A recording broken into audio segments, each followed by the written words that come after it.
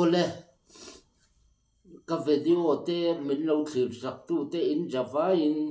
sanga khiang te YouTube channel te sanga FB sanga khiang te FB te min lo join min lo WhatsApp group te sanga khiang te fan group te ka siama min lo join chaka sanga i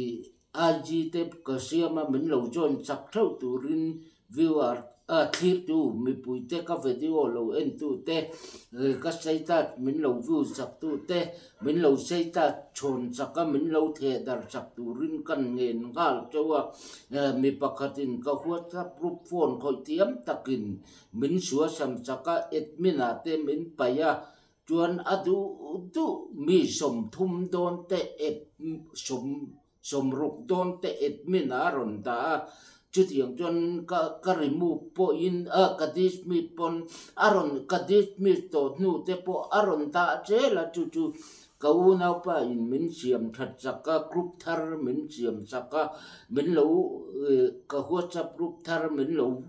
zon chak thau turin chang a khiang te fan ni min lo zon chak thau turin ka ngen chawin ka som chawa in khongai na ka dil tak